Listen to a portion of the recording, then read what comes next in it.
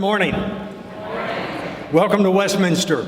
And on behalf of our Peace and Justice Work Group, I want to thank you for setting aside time to be with us today. I'm Greg Jones. I'm the senior pastor here at Westminster. This morning, we're very pleased to have with us Governor John Carney. Let's thank Governor Carney for being with us this morning. Thank you, John. Also, County Executive Matt Meyer is with us as well. Thank you, Matt.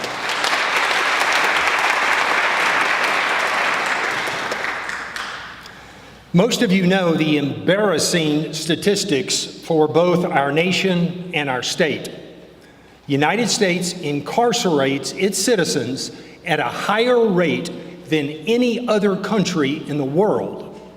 I don't believe we want to chant, "We're number one" in locking people up. Do we really have the most dangerous people on the planet living in our country? We're only 5% of the world's population, and yet we have 25% of the world's prison population. And is our nation so awash in money that it's no problem to spend $80 billion a year in keeping all these people in prison? Something needs to change. And that's why we're here today, to see what each one of us can do to write a better future. It's my privilege to introduce to you Erica Marshall. Ms. Marshall joined the ACLU last year as the Campaign for Smart Justice Manager. Prior to joining the ACLU, she worked as a litigation attorney for a nonprofit in Washington, where she developed and advocated for a federal criminal justice reform and government accountability. After a fellowship with the Federal Public Defender's Office in 2016, Erica formed a startup company to provide data to defendants at sentencing in order to reduce disparities in federal sentencing laws. She's advocated for criminal justice reform for many years. Please join me in welcoming Erica Marshall.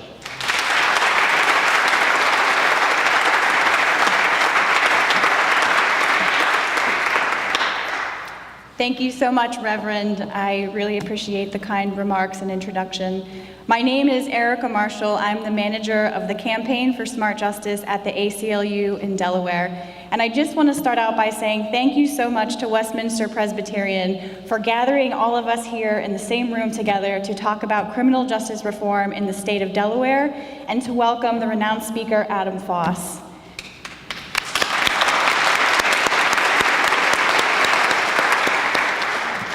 I look out in the audience here today, and I just need to acknowledge the wealth of information that is sitting out here today. We have elected officials, we have individuals that have been working at the Department of Justice for years, if not decades. We have people from law enforcement, from correctional officers, we have community organizers and people that have been working on reform for, again, years, if not decades. You all are truly the knowledgeable ones in the room on the state of Delaware's criminal justice system. So it's my tremendous honor and privilege to be the one on the stage speaking to all of you today. It's an exciting time to be a reform advocate in criminal justice, because I think for the first time in our nation's history, and I think probably for the first time in Delaware as well, there is truly a growing public consensus that the status quo isn't working. It isn't working for the families that are caught up in generational cycles of poverty and incarceration. It isn't working to make our communities safer. And it isn't working in terms of a return on investment for those taxpayer dollars that our hard-earned money is going to pay. And so the reality is that the status quo in Delaware has a lot of need for improvement. As the Reverend mentioned, the United States is the #1 most incarcerating country in the world, but Delaware's rate of incarceration is even higher than our national average, making us the 16th most incarcerating state in the United States of America. Delaware incarcerates at a rate that is 81% higher than our neighbor New Jersey, and that is also higher than Maryland and Pennsylvania. At any given time, our Department of Corrections houses between 5,000 and 7,000 people in one of its facilities, but another roughly 15,000 people are under some form of community supervision at any time for pretrial or for something known as probation. So the statistics show that in 2016, for example, a total of 3% of Delaware's general population was under some form of correctional control. Our prisons are operating at 155% design capacity, and we know that most people who go into prison are not there to serve life sentences, so they're going to come out at some point. But when you talk to people who have loved ones in prisons around Delaware or that have themselves been incarcerated, you find out there's a complete lack of any meaningful educational, vocational, or training opportunities that the individuals are learning while they're incarcerated. So it's not that surprising to find out that Delaware, according to our own Statistical Analysis Center, has a 65% reconviction rate, meaning that within 3 years from the time they're released from a prison, 65% of those people will not only be rearrested, but will be reconvicted and reincarcerated within 3 years. And while it's easy to point at that group and say, and label them and maybe judge them as a career criminal of sorts, let's take a realistic look at the barriers that these individuals are facing when they're coming out of prison. In our society right now, having a felony record is essentially a scarlet letter. It makes it difficult to obtain housing, it makes it difficult to obtain further education, and it of course makes it very difficult to obtain gainful employment. And so, logically, unfortunately, many people are driven back into the same criminal activities that put them in the system in the first place, simply in order to afford food for their family. And I think unintentionally, and certainly not by design, our system has created essentially a revolving door into prison, and almost a permanent second class that often tends to be low income and minority. In Delaware, African Americans make up 22% of our statewide population, but represent 60% of the people that are in our prisons. In 2014, 1 out of every 18 adult African American male was incarcerated. Not expected to go to prison at some point in his life, not having previously been in prison, but was actually in prison. We can do so much better. And I'm here to say that we can and we are working towards reform. And there's a lot of exciting things happening in Delaware right now to take us out of these dismal statistics and to change the course of Delaware forever.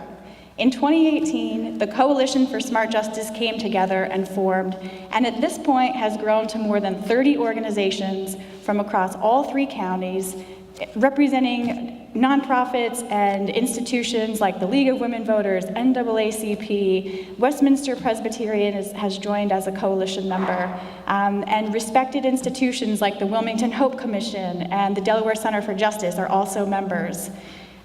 We first mobilized around the election for the Attorney General's race in the fall and really helped start pushing the conversation even further in Delaware about what do the Attorney General, the people running for AG, where do they see the future of Delaware when it comes to mass incarceration?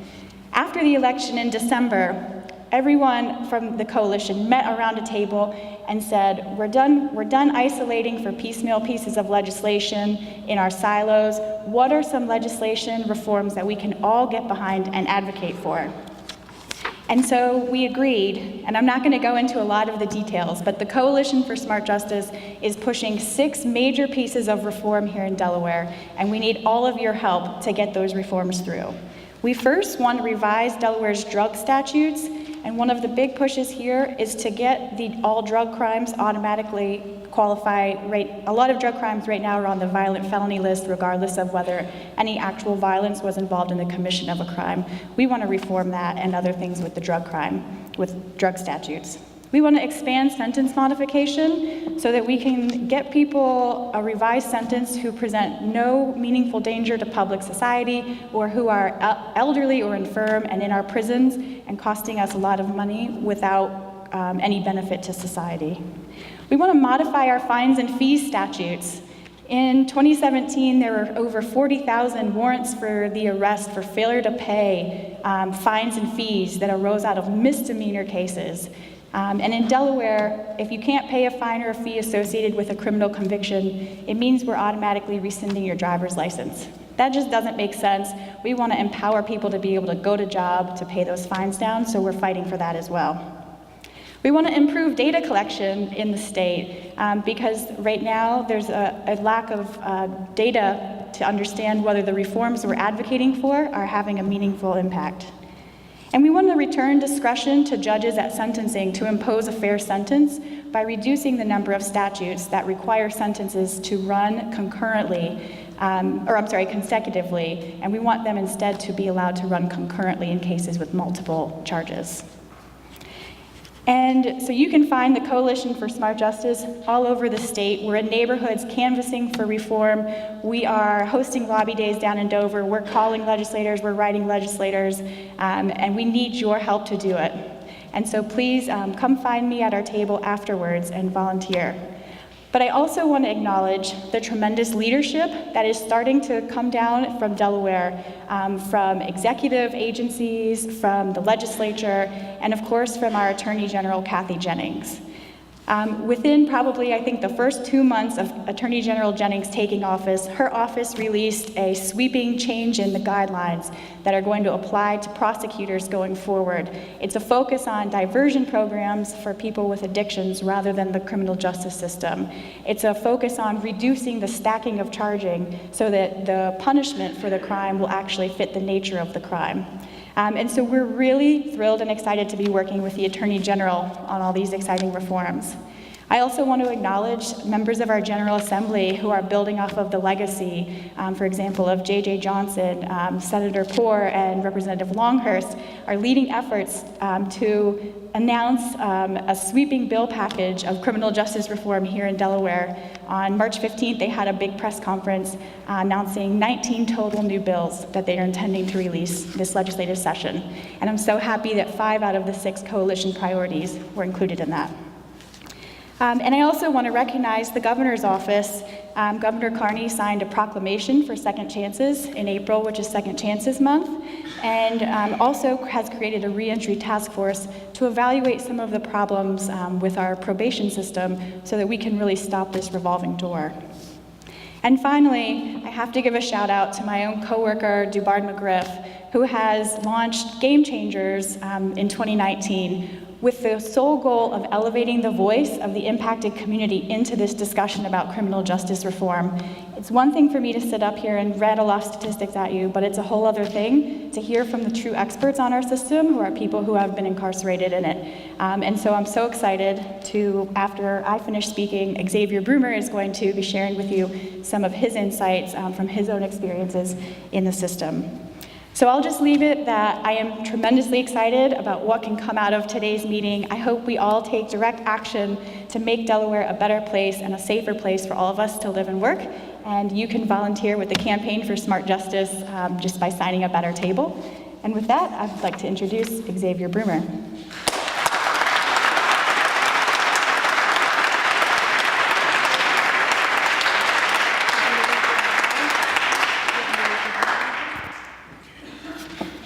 Xavier is a 27-year-old born and raised in the West Center City community in Wilmington.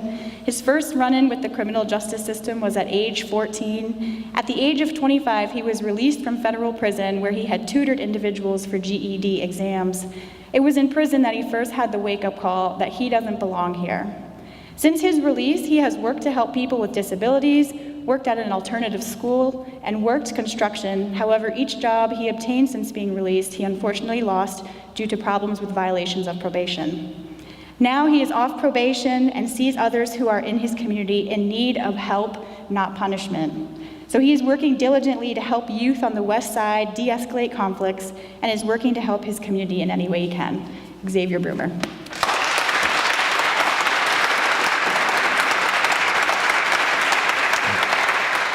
Thank you, Erica. I want to thank everyone for having us today in here. This is real important for me. It's like real major. Like Erica said, when I was 14 years old, that's when I first got roped into the criminal justice system. It was December 25th, 2005. Me and a couple of my friends, we didn't receive Christmas gifts. We wasn't fortunate enough to get Christmas gifts. So we decided, all right, we should go out there and see if we can steal some gifts or something, steal some toys. Little petty children theft, like, it turned into a fight, and we got roped into the system, and they charged us with a robbery. I went away for 60 days to a mountain that I never knew existed. It's the longest I've ever been away from my family. It was like devastating for me at the time as a child. When I came home in the 8th grade. They was graduating. I didn't miss the whole school year, but it was like, okay, Xavier missed 2 months of school, where have you been?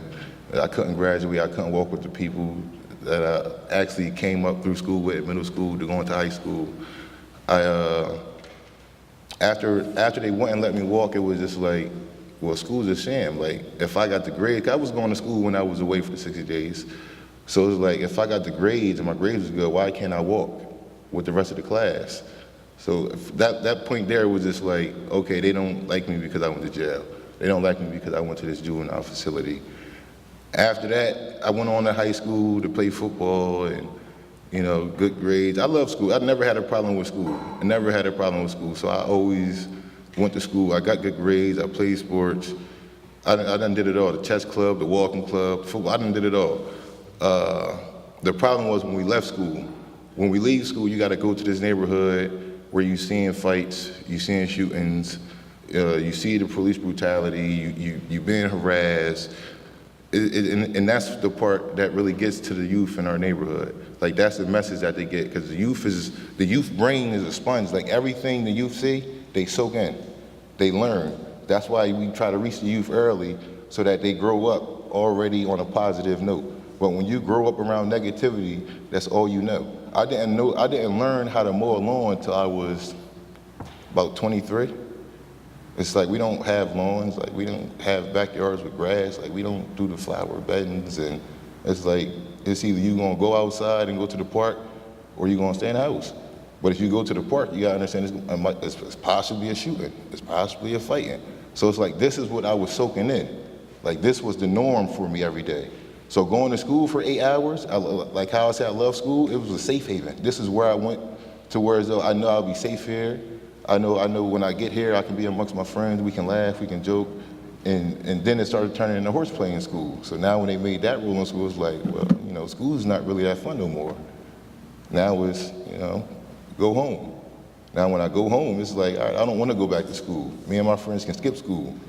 We can skip school and we can go somewhere else. That didn't work out well either. It landed me right back in jail.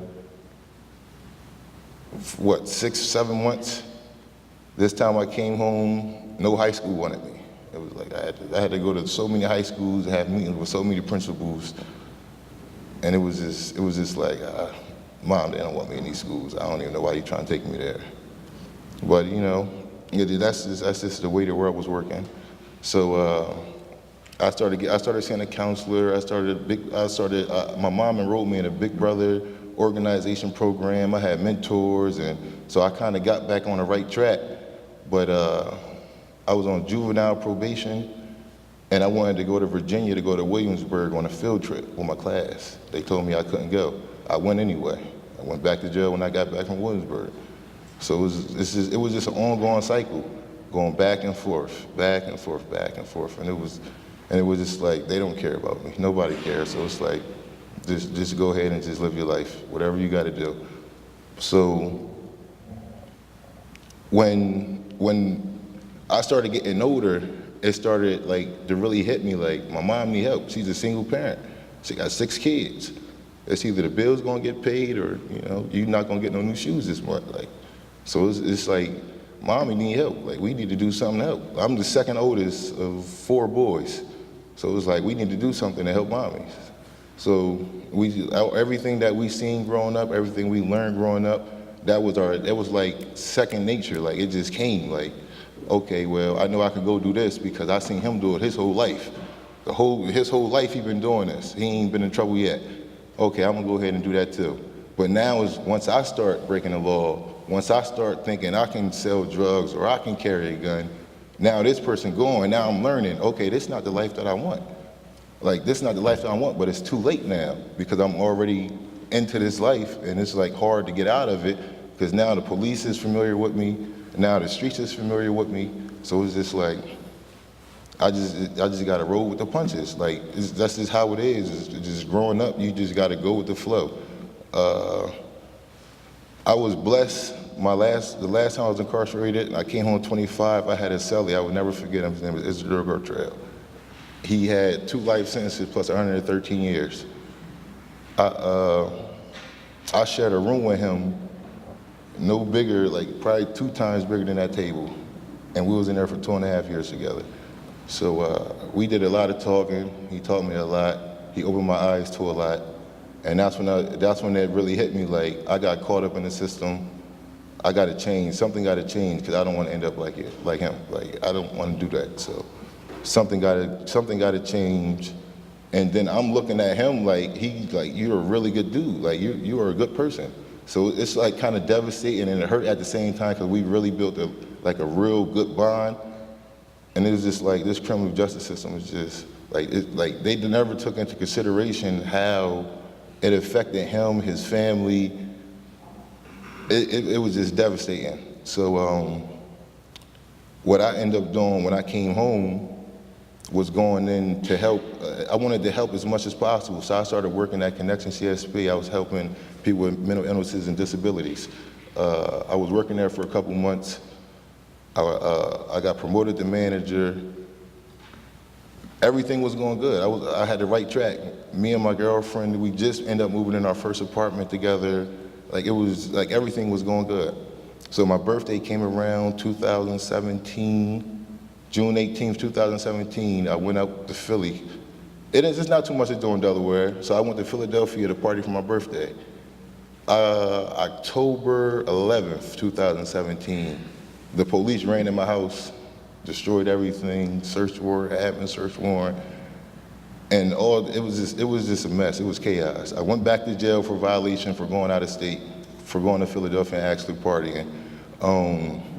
When I actually got out of prison, they took me for 2 weeks to a month. It was between 2 weeks and a month. They took me back to prison. I came home, and my supervisor, he was like trying to cover for me so I can keep my job because he knew what I've been through. So he was trying to cover me to keep my job. So when I get home and I call him like, hey, I'm back, and will I be able to return back to work? You said I'll be able to come back. Oh no, you got to go have a meeting with HR. They called me and said they don't want you back. I go to HR. HR say no. Like, my background was bad. It's like, you hired me with this background. You gave me a promotion with this background. Only thing that's different now is I got a violation of probation. So I was jobless for a while. I ended up going back to the union. I ended up going back to Local 55. It's a residential construction union. I started helping there, started doing my job there. And it wasn't what I wanted to do. Like, I wasn't helping people. So it was just like my life was just stuck. It's like, what am I doing here? It's just like, I'm helping build the DuPont Hotel. Like, this is not what I want to do. So what I ended up doing was leaving the union. A good friend of mine, he was one of my mentors when I was growing up. A good friend of mine, I guess he pulled some strings or whatever the case may be. I had to sit down and talk to a couple people, but he got me a job at an alternative school, helping out middle school students. So I went there, and I really love working there. I built a bond with a lot of the kids. To this day, I still see them, talk to them, try to steer them in the right direction. But I didn't like the school. I didn't like the school because it's like the kids was coming to school miserable. The teachers was miserable. It was just like, I don't want to be here either. So I said, okay, well, summer's coming, so I'm gonna fill out for my TWIC car. I'm gonna work at the port. This is my plan, this is my goal. I'm gonna work at the Port of Wilmington. They making good money, everybody down there making good money to feed their family, putting food on the table, taking care of their families. I was denied 3 times for my TWIC card due to my background. My background stops me from doing a lot. My girlfriend wanted to buy a house. She wanted to get engaged and buy a house. It's like, I can't really get no vouchers or nothing. I can't get no grants. I can't join no first homeowners. And like, I don't know nothing I can do except for get a job and save money. So when they come to getting a job, the background is always going to be there, and it's always going to be that person that say no. So I got discouraged about a couple months ago. I was like really down and out. Like, every door is closed for me, but the jail door is open for me. So it's like, what's really stopping me from just walking back into that door or walking back into the streets? I got a call from DuBois McGriff. Hey, I want to talk to you for a second. Then he gave me the game changer spiel. Then he told me some stuff I needed to hear about me. So it was like, okay, I'm gonna give it a shot. I'm gonna try it. It just took my confidence to another level, like completely through the roof. It was like, wow. I didn't know I had the leadership skills and the power that I actually had. When I was running around outside in the streets, you know, it's a street code everybody follow. I followed the street code. I went through what I went through, but nobody in the streets knew what I was going through inside. So I'm looking at it as, oh, I don't want to do that no more.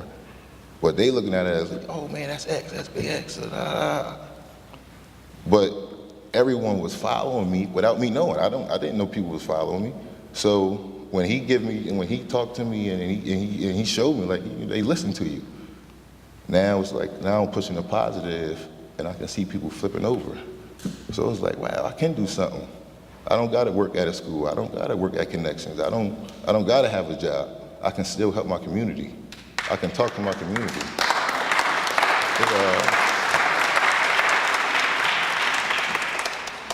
So when I realized this, I hit the ground running. It was no waiting. I hit the ground running.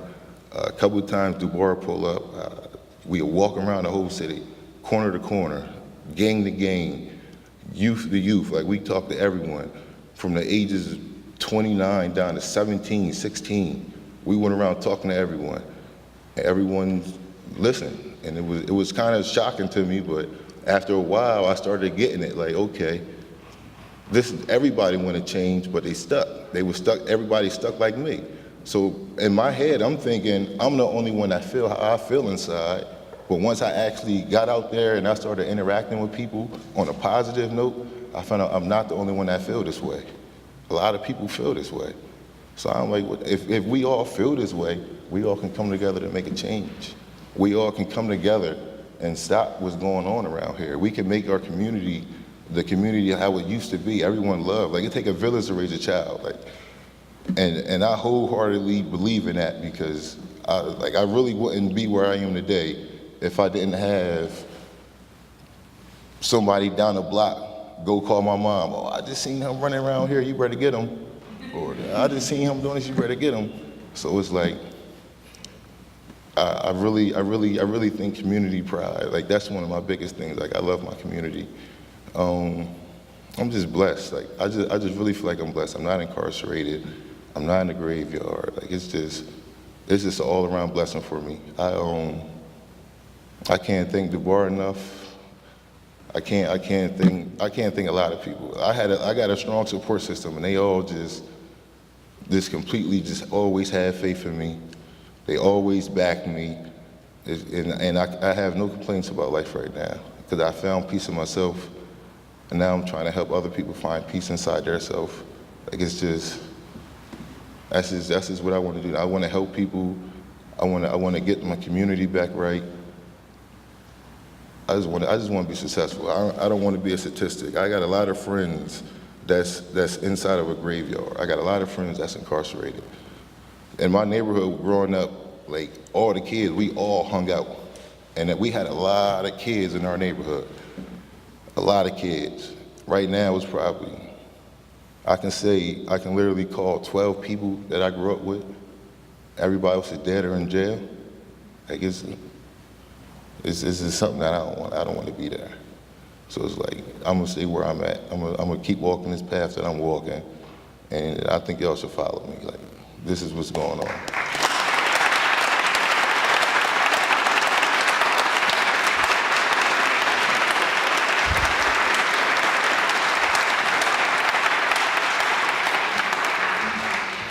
And now I'm honored to introduce the keynote speaker. Adam Falls is the former Assistant District Attorney in the Juvenile Division of Suffolk County District Attorney's Office in Boston.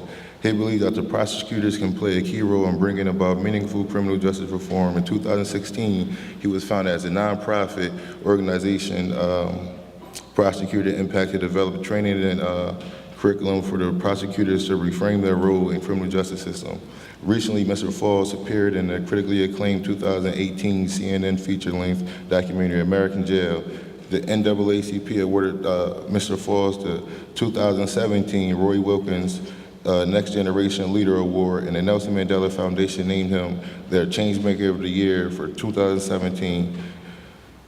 His visit to Delaware this week includes discussions with Kathy Jennings and Attorney General staff, conversations with our ACLU game changers, and what promises to be a stimulating and inspiring conversation with all of us here now.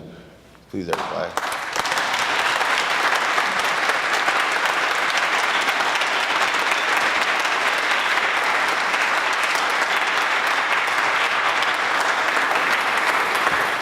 Thank you. I don't want to gloss over something that Xavier just said because it's like very resonant of the privilege that most of us have in this world, that don't have to go through the impacting that Xavier has. Xavier just stood up here and said, I'm so blessed because I'm not incarcerated and not dead. Like, think about when you wake up in the morning and think about the things that you are blessed for. I would almost guarantee you that 99% of the people in this room don't wake up and say, I'm blessed I'm not incarcerated. So like, that's where we have to start. There's no better definition of privilege than what that man just said.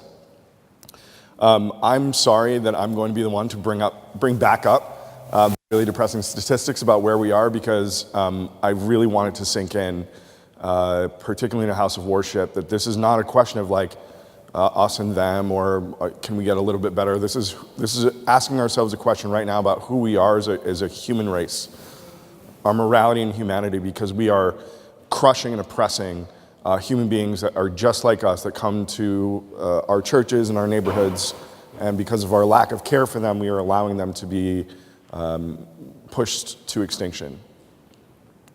The conversation is going to be uncomfortable. I guarantee you that.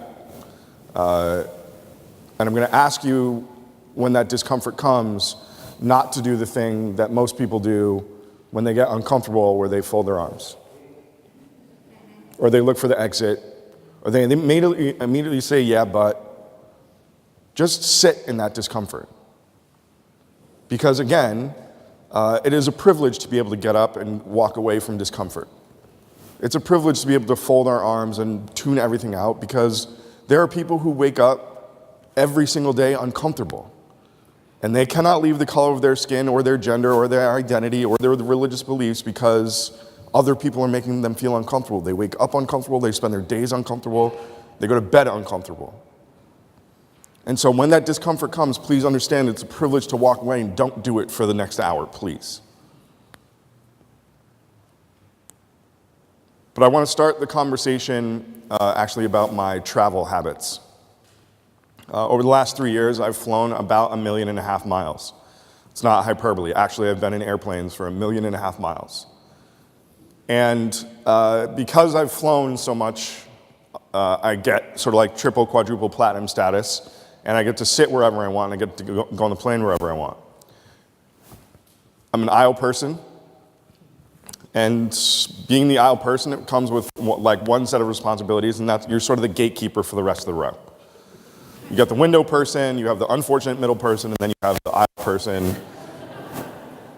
And so there I was in the aisle on a plane, one of the first people on, and a woman came and said, "Excuse me, I'm sitting in the window," and I stood up and said hello, and she sat down, and then another young man came and said, "Hello, I'm sitting in the middle." I said, "Oh, that sucks, but all right." And he sat down. And the three of us looked at each other, and I don't know if they were thinking what I was thinking, but I was having this moment because as I looked across these two beautiful faces next to me, I realized it was the first time that I had sat next to two black strangers on an airplane. And this was about 6 months ago, and it still hasn't happened again. It was my first time. And I can't remember a time that I sat next to a black person in first class that I didn't know who was a celebrity, an athlete, or an artist. I've had the opportunity to speak at some of the best conferences on the planet, TED, Davos, Skoll, the Nantucket Project, you name it, I've been there. These conferences where people pay tens of thousands of dollars to go because of the people that you get to meet and the content that you get to hear. And when I look out into the audience for people who look like me, I never see any except for the musical talent that's about to perform.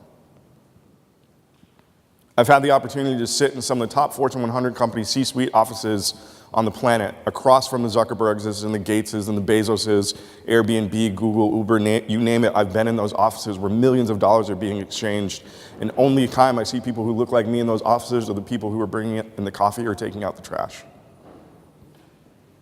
I've had the opportunity to speak at about 100 colleges, law schools, and grad schools in the last 3 years. Until yesterday, the day before yesterday, I had yet to go to one that had an African-American population of over 5%. And when I look at all these spaces of power, privilege, and opportunity, and I see just the absence of people who look like me, and I'm using that term very generally because when you just talk about marginalized people, I never see them in these spaces, I have to ask myself the question, was I just born with some genetic deficiency that didn't make me as creative or intelligent or as hard worker or ambitious or as driven as all of these white faces that I see in these places? Nope. I know I wasn't. And so where is everybody? If they're not here, where are they? And better yet, what are we missing out on because they're not in this room? Because they're not on this stage, because they're not in this classroom, because they're not in this meeting? I know where they are because I see them every single day in my work. They're in jails and prisons. They're in juvenile detention facilities. They're in homeless shelters. They're in tent cities. They're in impoverished neighborhoods that they cannot get out of, not because they're not creative or ambitious or hardworking or intelligent, but because structures have been put in place since the foundation of this country to keep them right where they are.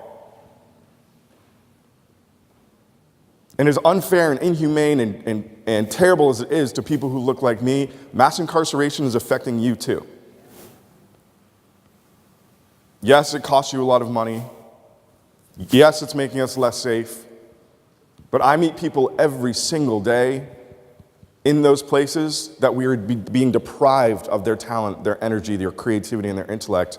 We will never know what we have lost because we have allowed mass incarceration to destroy a particular population in our country. It's so violent that it reminds me of how people in this country were treated just 50 years ago. People who look like me, who lived 50 years ago, lived in terror. And I don't mean the kind of terror that you see in Get Out, I mean the kind of terror that you see in like Syria and Afghanistan and Iraq. They were bombed and brutalized. They were segregated, they were disenfranchised, they were lynched, they were murdered. Oftentimes without the protection of law enforcement, sometimes with the complicity of law enforcement. And when I think about that time period in our history, I think about the images that we have, and I'm like, man, we have color photographs of this because it's such recent history, so stop telling us to get over it. I think about the images of the body parts of 4 little girls who went into a church one day to go to Sunday school and never came out again because somebody threw a pipe bomb in the basement just because of the way that they looked and nothing happened for decades. I think about the images of a 15-year-old boy who was beaten so badly that his mother had the wherewithal to keep his casket open during the funeral so that the rest of the world could see what the Deep South had done to her son. I think about the images of 3 young men who looked just like me hanging from trees in the middle of a public square lit on fire because they were born with too much melanin in their skin. And when I think about those images, obviously I'm thinking about those 4 little girls, and obviously I'm thinking about Emmett Till, and obviously I'm thinking about those boys hanging from the trees. But the thing that gets me the most are all of the people standing around in the periphery watching it happen. I found myself shouting at the images, like, what are you doing? Why are you just standing there? I would have done something. Wouldn't you have done something? But then I get off the airplane and count my points for the next time I get on one. I go to those conferences and I'm hanging out with the celebrities and all the rich people trying to get a check. I go to colleges and I take pictures with all the kids and put them on the Instagram. I'm doing the same thing as those people standing around the periphery. I'm just standing there because it's absolutely unacceptable what's happening in front of me. It's absolutely unacceptable what's happening in front of you. Because right now, today, we are living in the greatest human and civil rights crisis of our time. We've let it happen on our watch. We continue to let it happen on our watch. And we are about to leave this legacy to our children to solve. And for that, we should all be accountable and apologetic to our children that we've let it get to this point, that it is so out of control that we have to rely on them to solve the problem. 2.3 million of our citizens are locked up in jails and prisons, another 5 million on probation or parole. One misstep away from that larger aggregate number. 1 in 3 black men born today will spend some time in jail or prison. 1 in 3 black women today has a relative in jail or prison. 1 in 4 Americans has a criminal record. That's 70 million Americans walking around with a criminal record. Mass incarceration isn't a retention problem. 650,000 people come out of prison every single year, but they run into 50,000 collateral consequences of their felony convictions that keep sending them back. We're running at about a 70% failure rate. And we're investing tens of billions of dollars into this industry.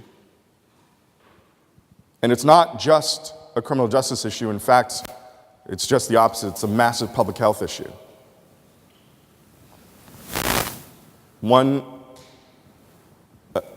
statistic that I want to share with you that is really, really hard for me to hear, and I hope it's as hard for you to hear, is that the leading cause of death of black men 18 to 35 years old in this country is handgun homicide. That is not true of any other population of any other people on the planet, except black men in the United States of America. It accounts for so much death, it causes more death than the next 9 leading causes of death for that age cohort combined. Can you imagine a place where would you even start to remotely allow that to be true of young white girls from the suburbs? I cannot, because we never would. There's a place on this planet where a black woman is 12 times more likely to die during childbirth than a white woman. It's not in sub-Saharan Africa, it's not in the West Indies, it's in Manhattan. Black women and white women experience breast cancer at exact similar incidence rates, but black women are twice as likely to die. The average household worth of white families in Boston, the town that I grew up in, is $250,000 and increasing. The average household worth of black families in Boston is $8 and decreasing. Redlining, predatory lending, and the absence of home ownership in our community is driving our value to almost zero. We are an endangered species. There are more segregated schools in this country today than there were on the evening of Brown versus Board of Education. Until this year, there was more representation in Congress of people who looked like me during the period of Reconstruction immediately following the Civil War. There are more people in jail and prison right now that look like me than there were slaves in 1850 on our shores. And to draw the finest point that I can, researchers estimate that about 12 million black souls were captured, enslaved, and killed over the entire 400-year transatlantic slave trade. Last year, 11 million people went through our jails. We're recreating slavery every single year, and we are doing it with our eyes wide open. We have to stop. We have to do something, because this is the biggest blemish that we could possibly imagine. The good news is, there is good news. When I think about what we need to do, we need to have a new civil rights movement. I don't really know why the last one stopped. Maybe like Obama got elected and everybody's like, all right, we're good. We need a new civil rights movement. And it's so dire, it's frustrating that one hasn't really risen up yet. A lot of people blame the inertia on a lack of leadership. We're waiting for the next Malcolm, we're waiting for the next Martin, we're waiting for the next Rosa, someone, anyone, to come and take us to the promised land, but it doesn't come. And every day that we wait, millions more of us are arrested, thousands more of us are incarcerated, thousands more of us die. That's why I'm here. Because when I look out in this beautiful place of worship, I don't just see congregants coming together to talk about social justice. I see the new civil rights leaders of our time. Thank you. When I was 19 years old, I remember standing across from a police officer, handing him thousands of dollars of cash that I had wadded up and stuffed in the wall of my bedroom. And I remember handing him the little scraps of marijuana that I had left over from the pounds that I was trafficking between central Pennsylvania and Boston. And I remember looking at the police officer and him looking at me, and me registering the look on his face of one of contempt and disgust and frustration because I had become a statistic. And I remember looking at him and thinking to myself, like, oh my God, I'm in trouble. But despite the fact that I was a black man in the United States of America in the 1990s standing across from a police officer, having just been caught drug trafficking, here's what trouble looked like to me. What I'd done was a federal offense. I didn't know that. But I had broken state laws. But in my mind, I thought my mom and dad are going to be really mad. They're going to take away my brand new Razor cell phone. You remember that, right? They're going to take away the pickup truck that I bought for myself with my 17th birthday money. And I remember the other dude who got caught on campus selling weed, he had to move all the way across campus. That was trouble to me. But had I been anywhere else, here's what trouble should have looked like to me.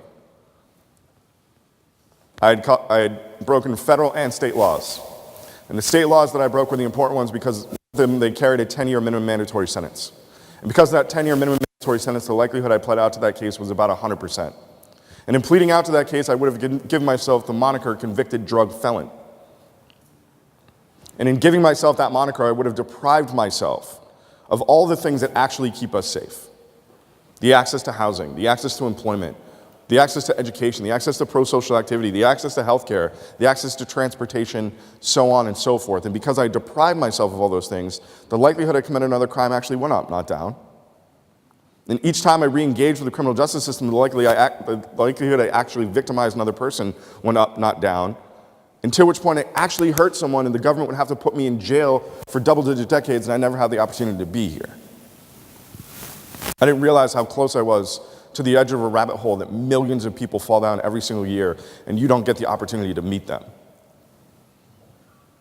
I didn't realize how easily that police officer could have pushed me over the edge of that rabbit hole and I wouldn't have had the opportunity to meet any of you. But I didn't.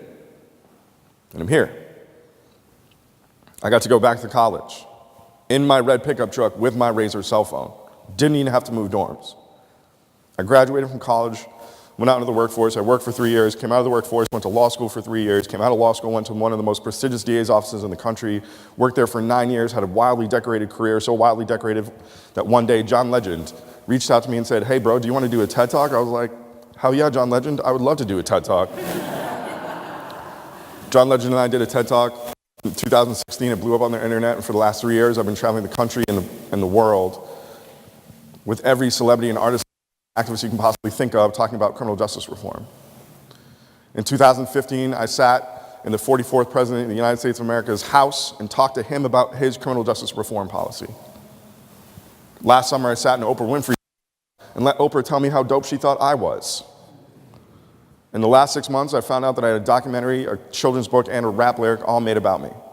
And last year, the Nelson Mandela's family chose me to be the Nelson Mandela Changemaker of the Year. No. Do not clap. I'm not telling you any of that to humble brag. I met Kendrick Lamar. I'm not telling you any of that to humble brag. Did I mention I met Obama? I'm not telling you any of that for the applause. I'm telling you that to make this point. None of that happens. None of that happens if I don't win the lottery. The police officer pulled me over in my driveway. The police officer who pulled me over was a white man. The police officer who pulled me over was my dad. And after he took me down to the station and he sat me in a cell for a little while, he took me home and he loved me. Just like he did every other time I screwed up after that. Just like somebody did every time that you screwed up. Just like maybe we should when people that aren't related to us screw up. The lottery ticket I won wasn't even the skin color lottery. Lost that one. I was born in a violent, impoverished neighborhood I was immediately orphaned, and I lived there for a short amount of time until two lovely white people from suburban Boston came and picked me instead of the other kid. I got to go home with them. I lived in their white working class neighborhood. I had white working class friends. I went to white working class schools, and that shield of white privilege protected me from the bottom of that rabbit hole. And the fact that I get to be here and in all of those other places, and every single day I meet so many more people that are so much more deserving they never will because they didn't win that lottery ticket, drives me crazy. And I hope that when you look around and you ever see an empty seat in a place of power, privilege, and opportunity, you recognize that can be filled with someone that we will never meet because they didn't win the lottery. That's it. I didn't know it at the time, but standing there in the driveway, my father was handing me a sword and a shield. The shield was the protection, the privilege. What I didn't know at the time was that shield was expandable. I could put anybody behind it that I wanted to. I could use my privilege however I wanted and give it to other people that didn't get it because they didn't win the lottery. And the sword was for the haters. Because believe it or not, there are haters out here. There are people who will still tell me that I should have gone to prison for selling their kids weed on campus in 1999, despite the fact this year they're probably selling it at a dispensary down the street from my school. There are people who will ask me, how many chances do you give these young people? How many chances do you give these young people? And I ask them, how many chances did you get? Or how many times did you just not get caught? They tell me about holding people accountable. You got to hold people accountable, hold them accountable. But as soon as I bring up conversations around the enslavement of black people or the genocide of native people, all of a sudden the accountability conversation goes away. The haters. And since the moment I got that sword and shield, I've used it every single day, and let me tell you, there's no greater wealth than doing that. It was particularly true when I was a prosecutor. I'm going to give you an example of the way that I did it when I was a prosecutor, but here's the pro tip. By virtue of the fact that you are here, by virtue of the fact that you have the privilege and the opportunity to be here, if you dig down in your pocket deep enough, you have a sword and a shield too. All you have to do is find it, ask yourself how tonight you are going to use it and who you are going to use it for. And third, how brave are you going to be, because it's oftentimes when we have to be the most courageous that people need our sword and shield the most. I'll give you my example. I met Stanley for the first time when he was 16 years old. When he came into my courthouse, he was stealing a cell phone. I'd gone from prosecuting shootings and stabbing to go prosecute younger juveniles because I wanted to catch them further upstream. And so here I was going from that to stealing cell phones. I didn't know it at the time, but lots of young people in my community were stealing cell phones, not because they were bad or black or brown, but because Apple had created an economy that they could participate in. When all these iPhones started hitting the market and people needed to send them back to get rebates, Apple's like, no, we'll put vestibules in your neighborhood so that you can just go exchange your iPhone for $100. And our young people saw that as an economy they could participate in, because guess what? The days of like getting a paper route or a babysitting job or shoveling the driveway or raking the leaves are gone in the city. So it was an economy that Stanley could participate in, and he did. It was happening so frequently we came up with a name for it. We called it apple picking. Stanley was charged with apple picking. And there I was, Mr. Woke prosecutor. I said something like, Stanley, this is stupid, this is dumb, you're bad. This is going to affect your future. Don't do this. But I'm woke, so I'm not going to lock you up, get out of here. Stanley left. A few weeks later, Stanley came back into my courtroom, this time not for stealing a cell phone, but he had graduated to stealing Vespas. You guys know what Vespas are? I see a few people shaking their heads. Okay. Boston, like every other city in the country, is being rapidly gentrified, and the gentrifiers come to the neighborhoods that we've occupied forever because they can get nice houses for cheap and push us out. And when they come to our neighborhoods, they come with the gentrifier starter pack. Designer, grocery, cheese, beer, wine store, Kiss of Death #1. Lots of French bulldogs walking around that are named after authors that none of these people have ever read. #3, Vespas, the cute little red Italian scooters that they drive downtown to their tech jobs and take up parking spaces. What they didn't tell the gentrifiers at the Vespa store was that Vespas are really, really easy to hotwire. It's like red wire, green wire, go. And once again, an economy popped up in our neighborhood because there's also fences in our neighborhood where Stanley could drive the Vespa behind, give it to somebody, and they'd give him $200, tell him to beat it, because they were going to chop it up and sell it for parts. And that's what Stanley did. And there I was again, Mr. Woke prosecutor was like, Stanley, what did I tell you? You're so bad. This is extra bad, dude. I swear to God, if I see you again, I'm going to bury you under the jail. But not today, because I'm woke. Get out of here. I was making one of the most common flaws that we do as people of power and privilege, particularly those with higher educational degrees. I was not listening to the impact of people who were trying to tell me something. I was doing all the talking, instead of listening to what Stanley was trying to tell me. And unfortunately, I waited too long, so the next time I saw Stanley, it was when he was in my courtroom, but he was coming through the back door, not the front door. He wasn't in his street clothes, he was in an orange jumpsuit, ankle shackles, a waist chain, and handcuffs all tied together. Stanley, over the course of that weekend, had graduated to posing as someone on Craigslist interested in purchasing motorcycles. He convinced two different men to drive up from the suburbs with motorcycles in the back of their pickup truck. He convinced those men to pick Stanley and his accomplice up in their neighborhood and then drive out to the back of an abandoned golf course to test drive the motorcycles. When those men took the motorcycles off the truck, Stanley's accomplice would raise his jacket, showing what appeared to be a firearm, and Stanley would tell those men to get in the truck and leave, and they did. Stanley gone from apple picking to Vespa stealing to 2 counts of armed robbery, 2 counts of possession of a firearm, 2 counts of assault and dangerous weapon.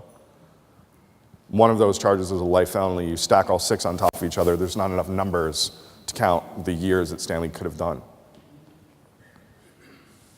And in that moment, I thought it would behoove myself to start listening. How did you get from apple picking to life felonies?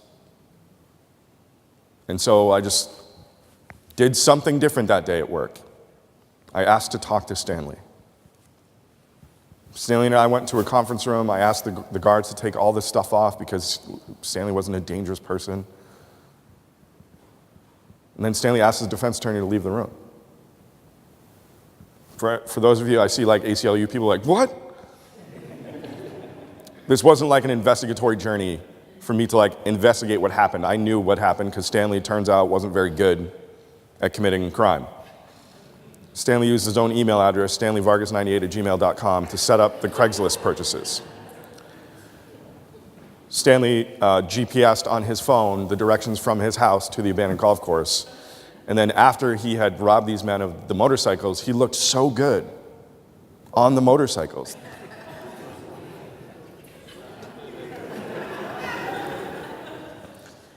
That he took selfies and posted them on Facebook. Date, time, and location stamping him on the evidence at the scene of the crime.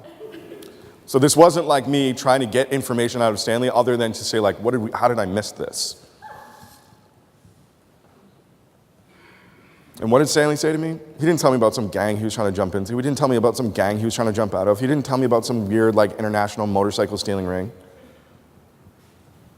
Stanley told me about when he was 9 years old and his parents emigrated from the Dominican Republic to Boston because his parents wanted to give him and his 2 other brothers a better shot at an education. Where would you go for that except for Boston? Stanley told me about being 9 years old and recognizing, even at 9 years old, the tremendous sacrifice that his parents were making. And even at 9 years old, he recognized that despite the fact that he had grown up in a developing nation, that he had never seen the level of violence and poverty and trauma he did the first day that he moved in the Fidelis projects in Brighton. And how that violence and that poverty and trauma started to seep through the cracks of the building and affect his family. It first came for his oldest brother. His oldest brother was about 19 years old at the time and was still in high school, but stopped coming home after school, then stopped coming home after curfew, and sometimes wouldn't come home at all. Stanley would see him out in the street, and he was dressed in all these nice clothes and had all these people around him, and Stanley didn't know, like, how is this happening? How do you have such nice things? Until one night, the federal government made that very clear when they kicked down the front door, raided Stanley's apartment, and arrested his brother and sent him to federal prison at 19 years old for the same thing that I was doing. It then came for his next oldest brother, Stephen. Stephen was just a year or two older than Stanley, and they used to play all of the time. They used to roughhouse all the time, but Stanley recognized that shortly after they came to the United States, that roughhousing became more violent. And that violence began to manifest not just against Stanley, but against his family, and then at school, and then out in the street. Stanley acknowledged that Stephen had always been a little off, as he called it, but his parents were afraid to take him to the doctors because they were undocumented and they didn't want to get deported. Until one day that violence manifested in a gang shooting out in the street, and Stephen went to state prison. Stanley told me about the day that he woke up and he came downstairs and his father was gone, broken and ashamed that he had failed his family so badly. Went back to the Dominican Republic. And Stanley told me about the day that he came home to find his mother laying on the ground, crying and throwing up, not because she was sad, not because she was sick, but because she was so exhausted from keeping everything together. And Stanley told me about putting $8,000 on his mother's table, $8,000 that he got from selling those motorcycles to the guys behind that fence, putting that money on the table, rubbing his mother's back and saying, everything is going to be okay. I'm never going to let you be hurt.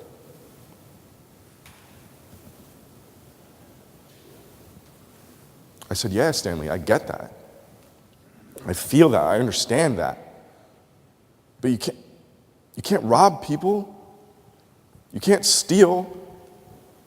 I'm supposed to put you in prison right now. Weren't you afraid? Weren't you thinking about prison?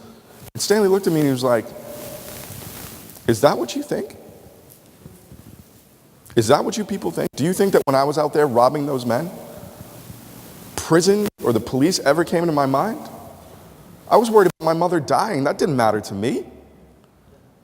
Do you think that when my friends put handguns in our pants to go to school, we're worried about the 18 months in the house correction we might get if we get caught with it? No. We're worried about the very sad reality of what happens if we get caught without it. Stanley leaned back and he said to me, the criminal law is for the land of the living. We're out here trying to survive.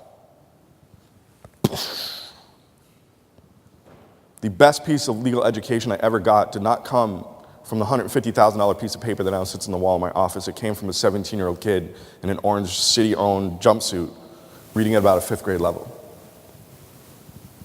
And for that, I was obligated to reach down in my pocket and pull out my sword and my shield.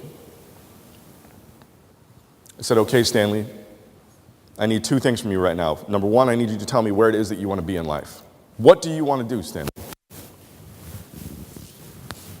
Stanley said, I want to graduate from high school. My entire family has been destroyed because my parents wanted to get me across the finish line. The least I could do is do that.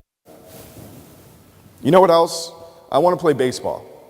I love baseball. It makes me feel good. I'm good at it. I want to play, but I can't because nobody's trying to help me out at school with my grades and all that. I want to play baseball. And you know what else? I've grown up in the shadows of Northeastern University. I see all of these young people traveling to our city to enjoy that. I want some of that too. And at the end of the day, whether I'm playing professional baseball or I'm a college graduate, I want to buy my mother a house and get her out of these projects. Please raise your hand if that sounds like the life plan of a violent felon that needed to go to state prison for 20 years that day. I didn't think so either. So I said, okay, Stanley, number 2, what I need you to do is write me get from where it is you are right now to where it is that you want to be. I'm going to write you a list too of all the things as a prosecutor that I need you to do. Stanley's list looks something like this. Go to school every day, do my homework, come home on time, practice, be nice to my friends, be nice to my neighbors, be nice out in the street, don't get in trouble, don't be a pain in the ass. My list looked remarkably similar. Except at the very top, number 1, you're going to get the victim's stuff back. See, the intervention was happening just hours after the crime as opposed to 18 months down the road when we're litigating fault. And because of that, we were able to go out and get the victim's stuff back and give it back to them. Something that almost never happens in the criminal justice system. Number 2, you're going to apologize. Not in the way that we do in the criminal justice system where 18 months from now you're going to stand over there and I'm going to stand over here, I'm going to read something and you're going to say, yeah, I did that. No. You're going to apologize to these men. If they will have you. And if they won't, we'll find some people who have been harmed in a similar way and you're going to talk to them about what you have done because I want you to understand the harm that you caused. Not just to those men, but to the community. But I also want them to know about you and know that you are not the definition of the worst act that you've ever done, that you have something to provide. That's restorative justice, Stanley. And you're not just going to apologize in words, you're going to apologize in actions. That's called accountability. Accountability isn't a thing that you just say, it's a thing that you do. And so you're going to do community service every day until your hands bleed. And I'm not talking about picking up trash with the OGs on the sidewalk. I'm talking about getting something you can put on a resume and be proud of. But don't worry, there's going to be an adult that cares about you, that's going to be there with you because they want to see you succeed. Anytime that there's an academic lecture or book reading that I want you to go to, you're going to go. But don't worry, there's going to be an adult there that cares about that wants to see you succeed. You're going to write, you're going to reflect, you're going to journal, you're going to essay. We're going to talk about this every day until I say stop, and I will say stop. When you cross that finish line, I will be the first person standing there at your graduation to say, congratulations, Stanley, your case is gone. But for now, you're going to go home. Stanley walked out of jail that day. That's just one example of me exercising my sword and my shield courageously in a place and in a moment where I could, to give a little bit of the privilege that I had to a person who had none. Each one of you has the opportunity tonight to do that. And you don't have to be a prosecutor to do it. Because Stanley and Xavier and lots of other people that I've met who have been impacted by the system have lived a semi-predictable life that any one of us could have stopped had we chosen to care in the right moment. Because Stanley and folks from Xavier's community, folks from my community, and of the millions of people who are sitting in our justice system, live a life that sounds something like this. We know now, because of science, research, intelligence, that children who are conceived to young mothers who are living in toxic stress inherit that toxic stress through their DNA as they're developing. It changes the way their bones, their brains, their DNA develops, and those changes result in behavioral problems down the road. Those are unborn children telling us, please put your resources down here. Please help us out down here. And we won't go to prison, but we don't. We wait. Those young children then born to the same communities that their mothers are suffering toxic stress in, and they start suffering it acutely. We call them adverse childhood experiences. You can just say poverty. And what we know about adverse childhood experiences is the more you have, the more likelihood that you're going to have a bad health outcome or a bad justice outcome. In fact, 75% of the kids locked up in Massachusetts last year, 75% of them had on average 3 interactions with the welfare system before the age of 3. Let me say that again so it's clear. 75% of the kids who were locked up in Massachusetts last year had on average 3 interactions with the child welfare system before the age of 3. For abuse, neglect, and malnutrition. Those are nonverbal children telling us, put your resources down here. When I'm a baby, put them down here. And you might save me from prison, but we don't, we wait.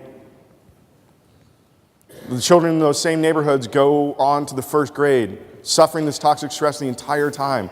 By the time they reach the first grade, children in our communities have been read to, on average, 18 hours. That number in more affluent communities, I'm literally talking right across the street, 2,000 hours by the time they reach the first grade. Put in other words, children from our communities have heard 30 million fewer words than children from more affluent communities, and you think about the quality of language that they're hearing. That gap in literacy, that gap in cognitive development, that gap in frankly showing a kid that you love them enough to sit down with them for a half-hour a day and read to them, leads to early problems in school, early interaction with the child welfare system, the juvenile justice system, and adult prison. I asked those of you who spend time with people who have been impacted by the criminal justice system if they're moderately even close to reading on grade level. Those children then go on to the next developmental phase in our life, what we don't talk about, but it's one of the most important ones, where we go from learning how to read to learning from reading. At 8 years old, we transition from learning how to read to learn from reading, and that's how we are evaluated for the rest of our lives.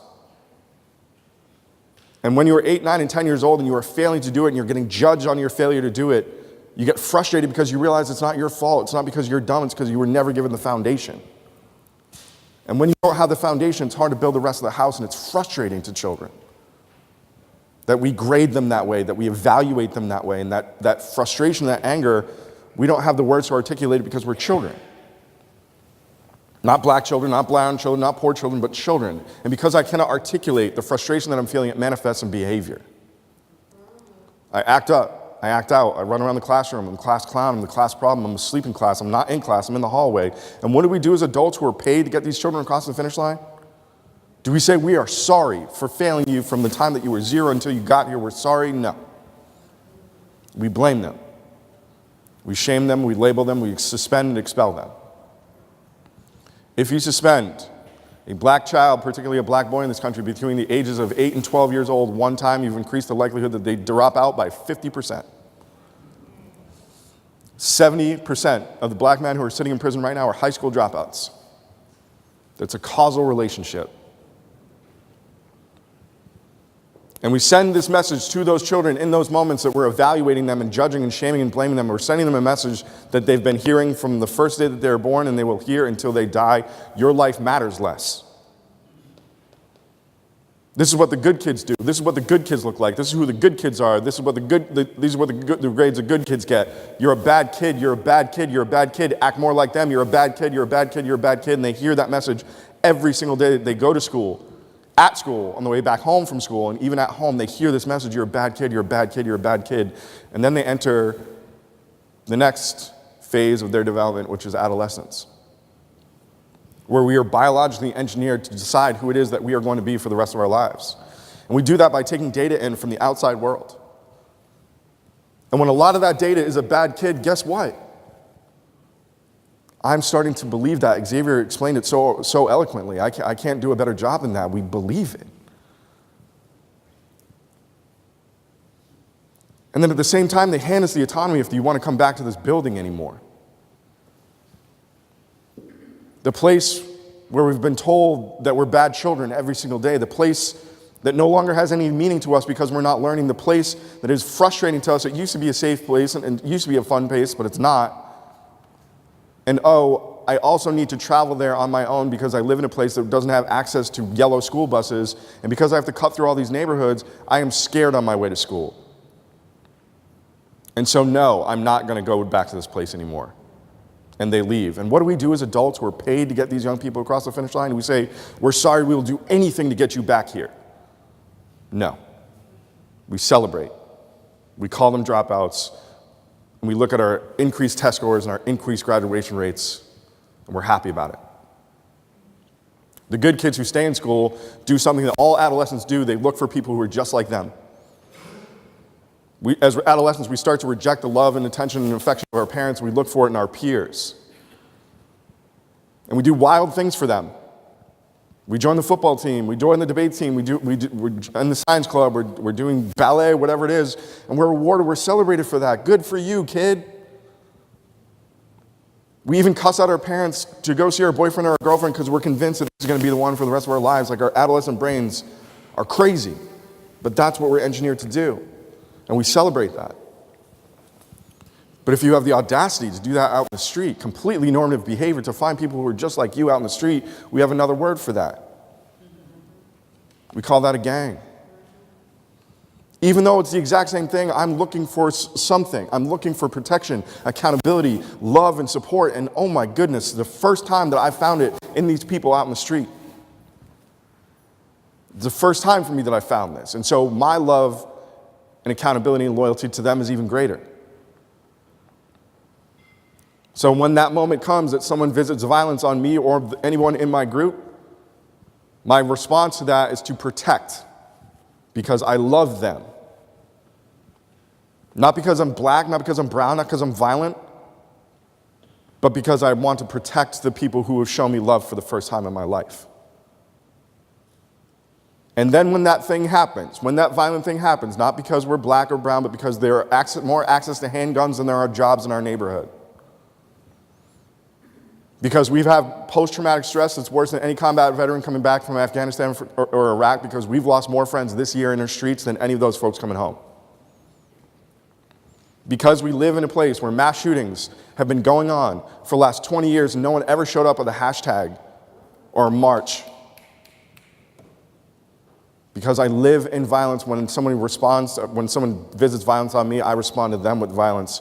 And when that thing happens, finally as adults we say, okay, young person, now I will commit all of my time, all of my money, all of my resources to focus on you and just you.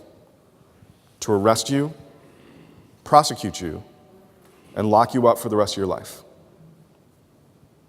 In Massachusetts, if an 18-year-old black boy kills another 18-year-old black boy, we as a society have agreed that we are willing to spend $11 million to warehouse that boy until he dies. But the suggestion that we take any portion of that money and put it up at the front end when these young people are asking us for help is egregious to us. I ask you again in this place of worship, as a human being, how does that fit with you? Why have we allowed that investment of money to happen? What are we doing? Each one of us has a responsibility and an obligation and the opportunity to do something about that just by exercising your sword and your shield, just by sticking your foot somewhere in that pipeline. And when you do, amazing things can happen. Shortly before my meeting with Obama, I mentioned that I met with President Obama. Shortly before my meeting with Obama, I had a much more important meeting. I sat with a young man as he signed his letter of intent to play college baseball at a Division III school in New Hampshire. A few months after that meeting, I got a text message from that young man. He said, "I did it, bro." I said, "What'd you do, Stanley?" Stanley had become the first freshman in his college's history to start in the national championship game as their starting pitcher. He threw for 8 innings, 11 strikeouts, 2 hits. They lost. The feeling that he got from being that dude on that day was greater than anything he could have got from a gang on the street. A few months later, Stanley texted me again. "I think somebody's playing a trick on me, Adam." I said, what do you mean, Stanley?" Stanley had gotten a piece of mail that day. He had never received a piece of mail that wasn't a warrant or a summons, but on this day, somebody slid a letter underneath his college room door, and when he opened it up, it said, "Congratulations, Stanley Vargas, you're on the dean's list." I said, "Why do you think somebody's playing a trick on you, Stanley?" And Stanley said, "Bro, I've never seen a C on my report cards, let alone like A's and B's." I said, "No, man, like you're winning, you're doing this. What do you think it is?" And he's like, "My environment. I wish adults would spend more of their time helping young people do good things as opposed to trying to catch them do bad things."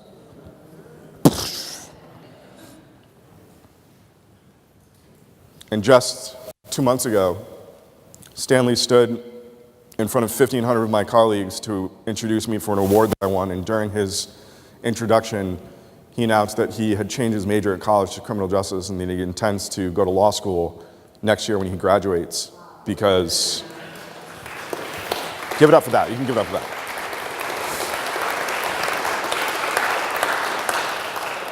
Because he recognizes the capacity that he would have as a prosecutor to make such a difference in his community.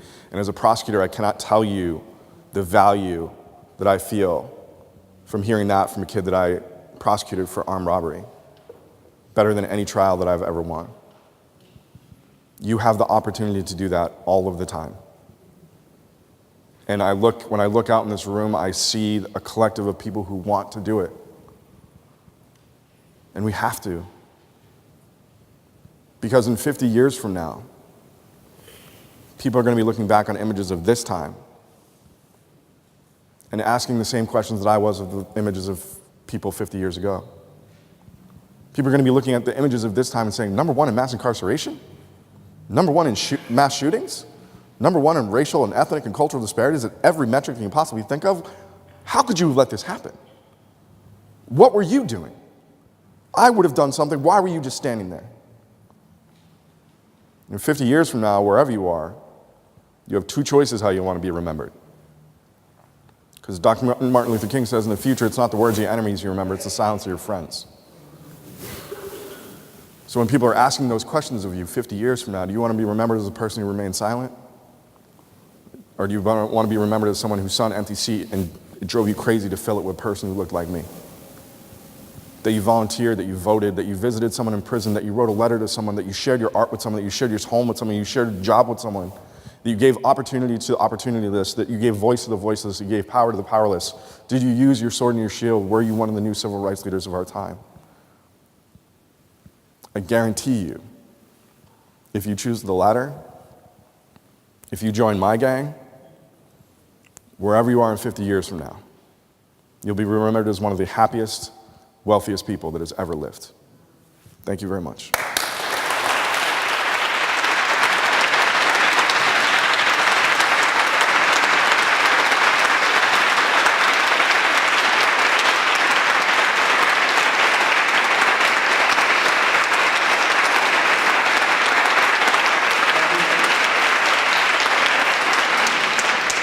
We have a little time for some questions, so if you'd like to ask Adam a question, please come forward to this microphone. While you're being brave and coming up to the microphone, I just want to say thank you to these lovely people in this house of worship for having me here for this very important event.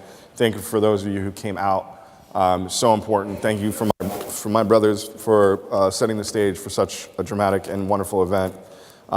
In particular, Mr. Governor, I want to thank you for spending your Saturday with us. I spent yesterday with the Attorney General and her staff and a lot of lovely people who are in this room.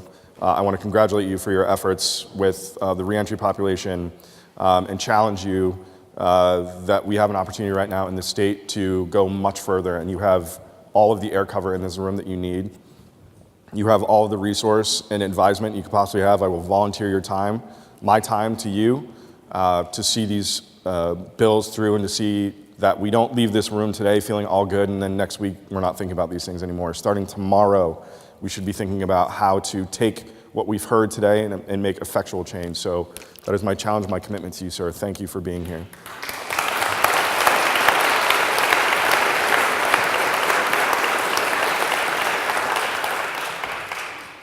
Questions? Yeah, line up. Have you thought of meeting with secretaries of education and kids departments in order to get some of these social programs started in a more meaningful way at a younger level? Yes. Criminal justice reform actually has very little to do with crime or the court system. It has everything to do with understanding the pathway to the criminal justice system and understanding who is part and parcel of the reform. And part of it is, for me, it's education and public health. If we spent a fraction of the money that we did on incarcerating people in education, we'd prevent a lot of problems. In fact, in Boston, we've done a really good job reducing our jail population in Boston, but we haven't done anything different with the money or the people who are working in the jail. So at this point, for every guard, there are 3 incarcerated people that they're looking over. Like, that's the ratio now. It's 1 to 3. But in Boston public schools, for every 1 teacher, there are 45 children. And so as a society, like, I can get up here and wax poetic about it all day. I need the parents of kids who have privilege in those schools to say, this is not okay. This is not okay. This is not how my tax dollars are going to be spent. It can't come from just the impact of people because it sounds one way. It has to come from the people with privilege to say, even though my kids don't go to these schools, this is dramatically unfair and I will not vote for you next time. What do you think about programs like Head Start and Even Start? And do they have them in all the states? So I'm not going to say anything particular about Head Start or Even Start, except that they're great ideas. How they're funded and dispatched and managed and all those things. Like, I'm not going to editorialize. But from a behavioral standpoint, our brain does rapid growth two times in our entire lives. We're pretty much flatlined for the rest. But between the ages of 0 and 3, and then between the ages of 14 and 25, our brains are doing like wildly dramatic things. And it's during those times we have the most opportunity to effectuate really good start and finish. So any program that is invested in 0 to 3 and making sure that everything is taken care of then, we can prepare for a lot of problems that come on. That doesn't mean that kid then has to be coddled through the rest of his life. We've already built a wonderful foundation from 0 to 3. That's everything from sleep and nutrition, but more like about toxic health, about toxic stress, and understanding that when I get to first grade, maybe instead of like doing multiplication tables, maybe I need to have some like mindfulness time. Talking about wellness in school, talking about culture and happiness and all of these things. Like those are the programs that I'm into, not programs that are like, we're going to make you the best mathematician by the time you're 5. Do they have them in most states? They don't. We talk about poverty and we think about inner city a lot. There's a lot of poverty in this country that is miles and miles away from cities. And so in those communities, they're very resource poor. When I say resource poor, I don't mean that the money is not there. I'm saying that the money is being spent on the House of Correction as opposed to the preschool. Okay, thank you. Yep. There better be more than 3 questions. I took a red eye over here. How are you? Thank you for coming to the city of Wilmington. It is one of the most diverse cities in the nation, 85% African American.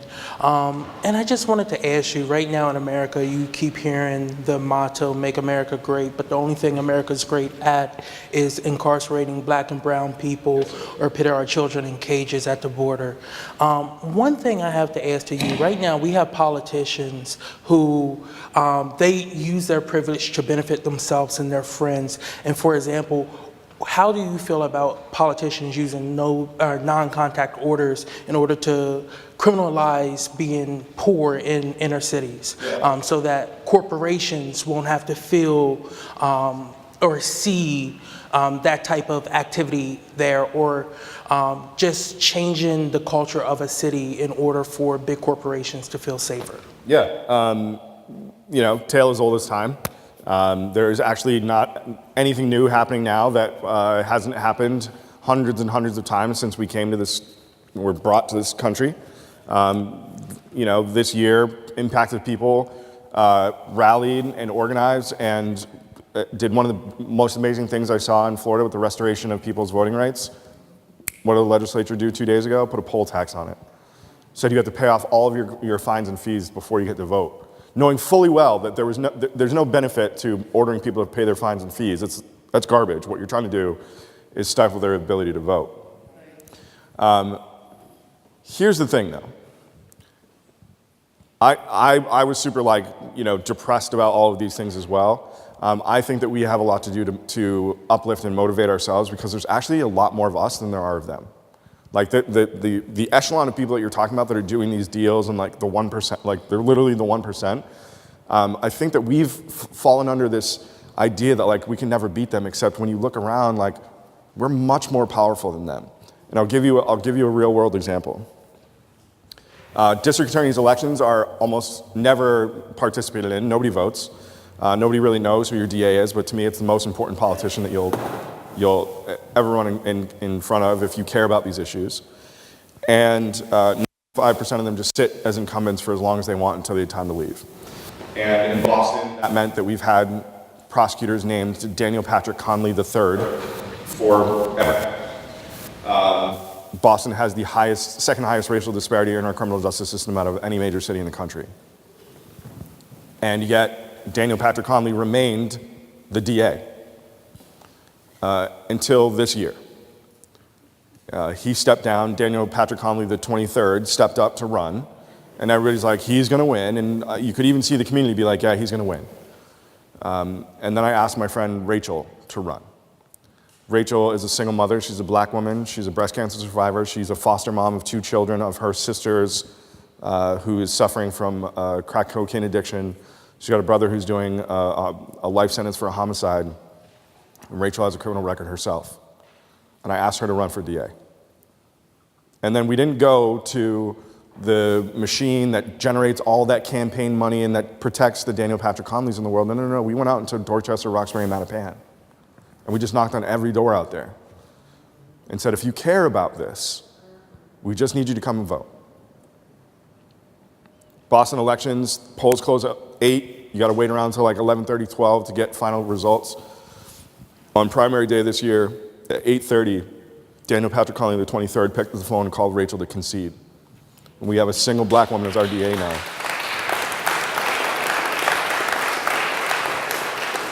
And we've seen it happen in so many places that people who are picking up the phone to call me at this point are those people who used to rely on corporate money. They're like, what do I do? And I'm like, oh, sorry, bro. We're not on the same team. Sorry, bye. My question is similar. I really just wanted to know, as a community, where do we start to put the hope back in the votes if the politicians are controlling, everything that comes from the schooling to the job? Where do we start? Because it's hard to convince people who've been let down for so long. Absolutely, and that's part of that's part of the ether, right? That's part of the strategy. If you just oppress them enough, they're not going to show up. That's part of the strategy. We're still here. You're still here. Like of all the people on the planet that should have burned this place down a long time ago, it was Black women, but you're still here. And like you want to talk about resiliency? Like we are so much badder than they are. You've started already. Like you're here. We need to stop thinking about like who is in the White House and who are senators, and we need to think about who is our school board, who are our county commissioners, who are our select people. Local is everything. And if we start thinking that way, you don't need millions of dollars and millions of people. You need a committed group of foot soldiers who will go out and just make sure that we are pulling people out of their homes. We are getting them Uber rides. We're doing everything we can to get them to the polls. Because I guarantee you that there are more of us than there are of them. It's all about local strategy, local organizing, meeting folks like this, getting information and bringing that out to the masses, and then just focusing on the task at hand, which is go vote that day. All right? Yes, sir. Mr. Foss, thank you for being here today. I really, really needed this. As a former incarcerated individual. Welcome home. Thank you. I started the Department of Justice on Monday, so I'll be working with our Attorney General.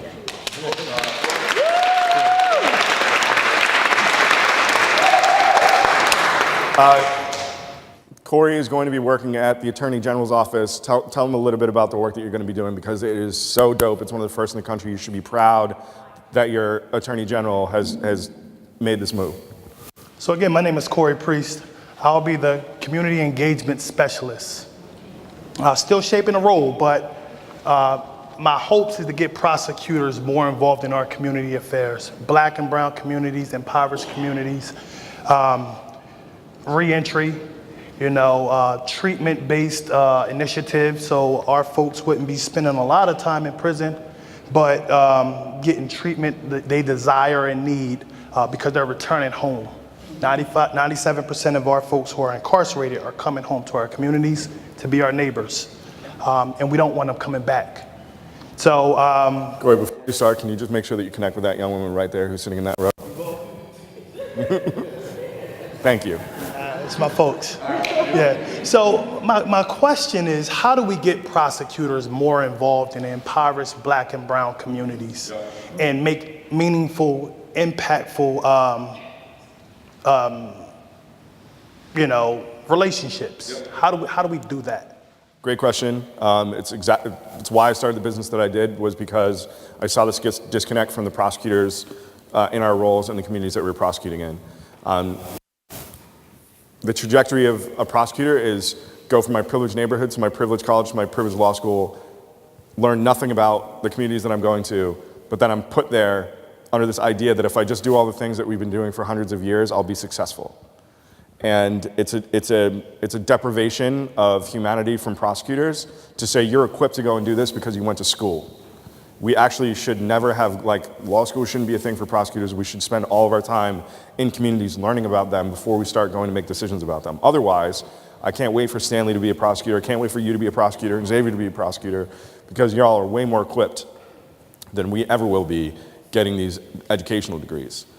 That being said, until we build that pipeline and make that possible, we have to deal with what we have, which is people who are coming out and going to these offices and staying in them and being afraid. They're literally afraid.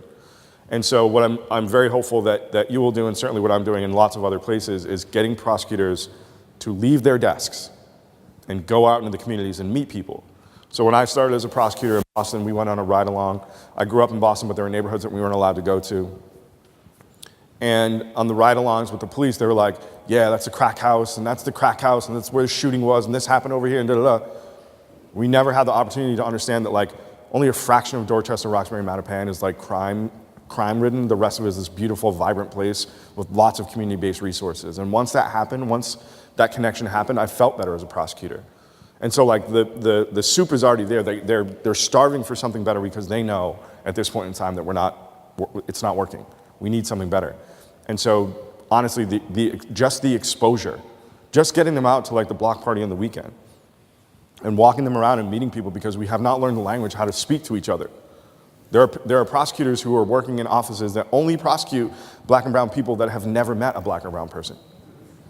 And that is a reality. There are people in this country that can go through an entire life. Sure, they might see them on college campus and dap them up and be like, good game, bro. But we don't sit down and talk. And so just the exposure, the opportunity to be engaged in a safe space, whatever that means, that is the way that you're going to get them to be like, oh, you mean you're not a monster? You mean just because you have a gun doesn't make you a dangerous person? Like anybody who is like drug crimes should be violent crimes obviously have never spent any time like on a college campus. So that's, but you and I are going to be doing a lot of work together, bro. All right? Thank you. Hello, I'm Erin Hutt. So my question is for people that are program providers for youth. So understanding the school to prison pipeline, the people that are like the interjectors that identify kids early that don't necessarily work within the schools or the community centers, but just identify children. How do you make sure that they're getting the services that they need without pacifying them? Yeah. And making sure that they understand that life is more in the criminal justice system, and at what age should they start really understanding, because it's getting to the point where they're more involved in the justice system at a younger age. Yep. Great question. I don't know that I have all of the answer, but I do have part of the answer, which is we all have to do a better job of understanding young people. We always sort of like put the onus on them, and we say, you know, like, what can they be doing? But the best intentioned people who've been doing this work for a long time, we haven't sort of like gone deep into the learning about what makes this person tick. A lot of us are like, we're parents, and so we get it, and so we can do this work, but it's actually like, we should be scientists. We should be doctors. We should know even the difference between standing square to a young person and standing bladed to a young person can have dramatic results on outcome. Knowing that when a kid is freaking out and saying all these things to you and our intention is to be scared and mad, it's actually a moment where we can have a lot of impact, because it's just a manifestation of trauma that is pouring out that we don't have the tools or language or equipment to deal with because we've never been given it. And so it's about sort of going back and making sure that we are all equipped with the language, the tools, all of the skills to work with these young people. And then after that, it is just unrelenting positivity and love. We cannot blame children for our failures, even if that failure is from some other institution. We have to unrelentingly love and be positive to these children, because what Xavier said is so important.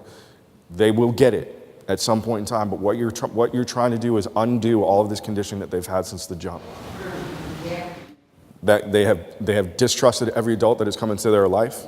They've been promised things and had it taken away so many times that you have to undo all of that, and we have to be the adults, have the patience, the clarity, and the vision to just be unrelenting, positive, and love these young people, because when you do, you get Xavier. And Xavier is dope. All right? Okay, so I have 2 kids. We live in a school district that's extremely impoverished. You know, I'm able to choice my kids into one of the best schools in the state. My younger one is special needs. We're able to get all kinds of resources for him. It's nearly a full-time job for my wife. Literally, she's spending like 20 hours a week on this. And frankly, we, you know, don't need it that bad, right? You know, I'll be glad to take advantage of it because it's there for me.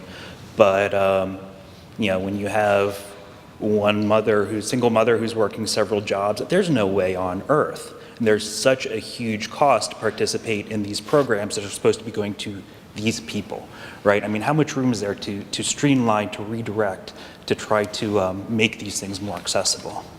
Tons. Like, we have entire buildings, we have entire staffs, we have entire processes running all of the time, every single day, knowing that they're failing 70% of the time. So it's not like, man, where are we going to find these facilities? Where are we going to find these people? Where are we going to find the money? It's all there. It's not about that. It's about our culture. It's about the human beings that are in those, you know, everybody blames, it's the system, it's a system. It's like, no, it's not. The system is a non-living, breathing thing. It's the people that are in the system. And unless the people who are in the system see a young black child the same way that they see their child, then it doesn't matter where we move the chairs in the Titanic. The boat's still going to sink. What we need to do is figure out, like, everybody deserves a much nicer boat. And that might mean giving up a little bit of your privilege, but guess what? We have to stop commingling the earned privilege that we had with the privilege that we never earned in the first place. And when we're asking people to share their privilege, it is not trying to take away from you something that you've earned. It's trying to make you recognize that a lot of this you had is a debt that you owe. You cannot inherit a very successful business and only enjoy the assets of that business. You have to be responsible for the debts. I don't need you to be responsible for slavery and be apologetic and all those things, but understand that the ability that you have to choice your kid into that school isn't just because of the hard work that you've done, it's that you started on third base because of the giant profit boon of slavery. These are hard conversations to have, and people, thank you. People get twisted up about it because it's like, you're blaming me, It's like, no, can we just have a civilized conversation about what's fair? And for you to articulate what you are, like, I need you to talk to all your friends. Like, the people in here who are clapping and applauding, they already know. It's the people who are not here who need to be here. Sorry to take the mic so much, but yeah, just on that note, you know, I have on Facebook so many friends who are up in the hills and the mountains where I grew up who've only seen, you know, African Americans on TV, and they're there, you know, I'm working minimum wage at Walmart, where's my privilege, where's my yacht, right? And other than saying, you're an idiot, you know, but. You gotta bring them down here. You have to, there's so much in common that we have in common, but unless we talk about it, that's still going to be the feeling. It's like, where's my privilege? All right? Thank you. Good afternoon, and thank you. That was a phenomenal speech that you gave. I just wanted to talk because being just as involved and being an advocate for reentry for a while here in Delaware, it's exciting to see the energy around criminal justice reform, the governor doing the executive order and the reentry task force, our attorney general wanting to do so much to change the system. But my question is, because, you know, the people I'm around and what we still see people being prosecuted at high rates, getting crazy pleas for the type of charges that they're catching. Erica mentioned that our correction system houses 5,000 to 7,000 people a year. This has been going on for at least the past 15 years. And the goal is to reduce the prison population.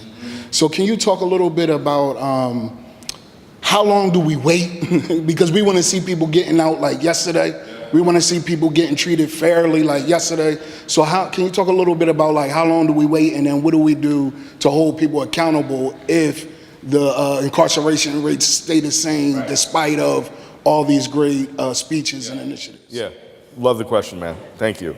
That's real talk. I'll say a couple things. One is we've in the reform movement, we've put a lot of effort and money in behind electing the right officials, thinking that because we elected them, they're going to fix everything. And what we've learned is like elected officials are bad managers. Like they're bad business owners.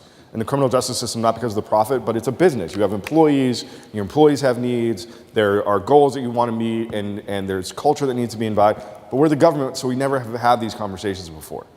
And so for prosecutors, for an elected official to come in and say, this is the way that we're doing things now, it's terrifying. Because this is how I'm valued at this job. You've taken away everything, like you've taken away all the things that I've done, and now I don't know how I'm going to be valued. And that's not because the prosecutors are bad people. It's like that's a very natural human reaction.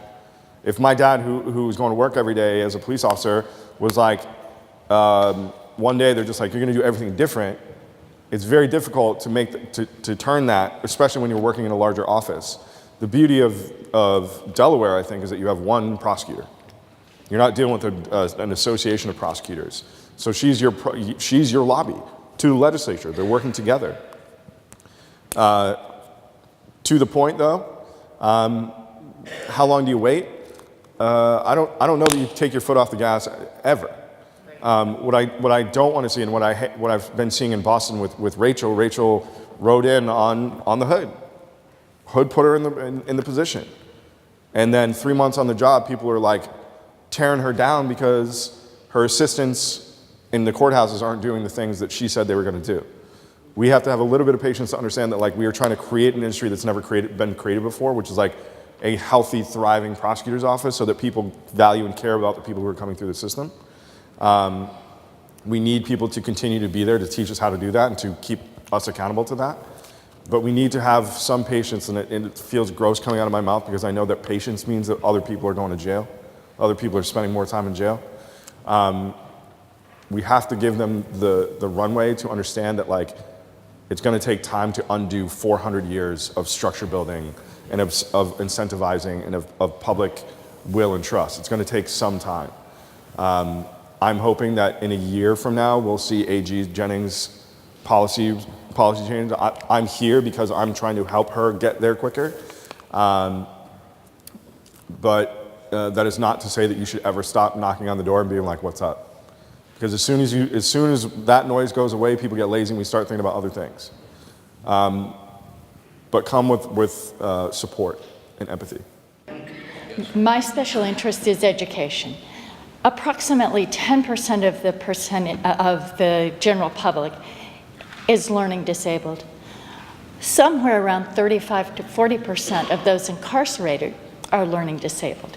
And I'm wondering how this specific problem is being addressed. Yeah, so a couple things. One is that we know that kids who have learning disabilities and other special needs are disproportionately represented in school discipline. And that is because we never give educators the tools to discipline children who aren't like John Q. Square, white, middle class, perfect child. That's how we teach teachers. Teach to that kid. We don't teach teachers how to teach to marginalized kids or kids who are dealing with identity issues or kids who are dealing with stress or kids who are dealing with special needs. And so part of that is just like giving teachers the tools and the language to do that through things like restorative justice, replacing all this old curriculum that we have that is supposed to like mean something in the end of the day with other things like conflict resolution, financial literacy, mindfulness, wellness, spending more of our time teaching our kids those things. The rest will come. But we've been trying to blunt force it in the front end. I had a business dealing with all white kids, incidentally. Well, there were some brown kids, but mostly white. Every one of them came to me in the 3rd grade, not able to read, not able to add, not able to do basic things one is expected to do in an elementary school, all from good school districts. If I personally had not been there for these particular kids, they would be going down the wrong path. Maybe not. Like, I knew a lot of kids who in the 3rd grade couldn't read or write or anything like that, but they were white kids, and so like they got to go to summer school, they got to go to these programs, they had therapists in their house, all of these things. So by the time we're at graduation, they're still standing there. They were the biggest percentage of the kids in high school, the ones I worked with, who got into drugs. Let's not even go there. Like, anyway, it's complicated, and it is, but it's also like really simple. Like, we have developed public education. I talk about the same way that I talk about criminal justice system. It was invented by people hundreds of years ago, and they said this is the way that we're going to do it, and we listened to them forever because they were, powerful white men in wigs. And we've just been operating that way forever. So when I hear learning disabled, I'm like, says who? Why? Because the kid can't do arithmetic? Who cares? They might be able to design the best rocket. I think the problem in our education system are the adults, not the kids.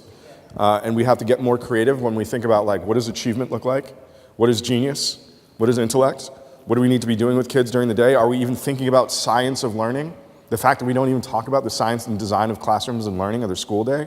Those are, I think, educational reforms that I prefer to see, not saying, what do we do for the kids with special needs? I love the fact that you recognize there are different kinds of brains that bring brilliance. Thank you. Thank you so much. Hi. My question is also about education. Sure. So when I think about education as it relates to the criminal justice reform, I think not just about the way we treat kids in the structure, but also the content that they're receiving in their classrooms. And what I see a lot of is lack of representation in language arts classes, and I also see euphemization in our history classes of different American evils, colonialism, slavery, Reconstruction, all these things. We're giving this content to children in a way that is so, like I said, it's euphemized, and it creates a space for children, white children especially, to gaslight and also to be gaslighted. And to say, this is acceptable, and this is the way we can talk about this, and this is the way we can treat these issues. So I guess just as a broad question, I'm wondering what your thoughts are on that and ways we can tackle that as an issue in our textbooks, in our curriculums, and things like that. Again, I think unfortunately, like I put the onus and responsibility back on white folks whose kids are going to those schools, saying, I'm not going to send my kid to this school if you don't do something about the curriculum. We can go out there and do those things, but we don't have political capital. They don't give a shit. You have to do it. You have to say that my child is being deprived of an education because you want to teach this American excellence, sanitized history. And I hear parents say it all the time. I don't want my kids to feel guilty. I don't want my kids to feel guilty about slavery or native genocide or any of those things. And so we'd rather do this thing because they're just kids. Like, we have infantilized children to be able to take in difficult information and not feel guilt about it, but feel accountability. And teaching teachers how to talk about this very difficult information, but necessary information because it's the truth, to children. They're not going to mess them up. They're going to make them actually like really, really well-developed, well-rounded, empathetic children. But the fact that we have taught it this way is why when I go into even progressive liberal spaces, and I'm talking to people, people say things like, black people should just try harder. Black people commit more crime. They're more violent. What about the parents? The only way that we can be as that corrupt, and the inability to see that, like, no. Of course there's personal agency and responsibility in all of us, but the fact that there are these disparities are caused by something much greater, the fact that we can't give that to children and talk to them about it in a way that they understand is a failure of us. It's not a failure of the kids. And so we really need people who are in these privileged spaces to be making demands about the curriculum that our kids are imbibing in mass, not one at a time, in mass. Because lots of parents don't want their kids to know. It's easier that way, but it's unacceptable because of the result. Thank you. Mr. Foss, thank you so much for being here. We really need to do this. You're an amazing speaker. I pray that I can grow up and be as eloquent and as powerful as you someday. I want to keep my question as short as I can, but just to preface it, I say that I am the mother of an incarcerated person for 9 years now, and 11 months ago, I just got sick and tired of being sick and tired, so I decided to get up and do something. Beautiful. Yes, so now I am this, I don't know exactly what I am, but it's make some intelligent noise, criminal justice and prison reform movement, and I'm still kind of working out the details on that. But one thing that I'm focusing on is what's taking place inside of the prisons. You have all of these amazing people doing reentry and school and education, and I'm a high school teacher, by the way. So, I completely agree with education, but my question to you is, because I'm only 12 months old, I'm surprised that I've had as much respect as I have had. How can I continue to grow? And I want to impact what's going on inside of the prisons. There's just an atrocity of things taking place inside. But I believe that if we can take education and put it inside of the prison, we're going to, lower the rates of recidivism. People will stop getting in trouble. We won't have, uprisings. Tell me a couple of points. How can I grow my business to be more impactful and more powerful? And I'm going to sit down and answer. Okay. Bring restorative practices into the prison. Whatever you're going to do in the prison, make sure that it is enveloped in restorative practices. Step one. Can you repeat that? Bring restorative practices into the prisons. Prisons all over this country, and it's typically the incarcerated people who are doing it. It's not the administration. It's the incarcerated people using the beautiful network of volunteers that come in and out of the prisons are learning restorative practices and are driving down prison violence on their own. So that's step one. Step two is just understand, like, what are the educational needs of folks? Is it algebra? Maybe. Is it, how do I get a loan when I get out of here? How do I have some financial literacy? What are my conflict resolution skills? Like, It's trades. it is trades.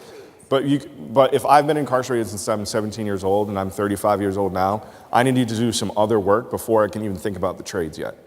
And so make sure that the curriculum that you're dealing with is versed in, yes, this is how you code or how you, whatever trade you're going to go into, but you also have to understand about healing and about conflict resolution, about cognitive behavioral therapy, about the trauma that you've suffered, and what to do about that. Because if that person then comes out and gets a job and they're on the job and they're doing their trade and somebody comes at them a certain way and they respond in a certain way and lose that job, they probably could have used some of that education about conflict resolution.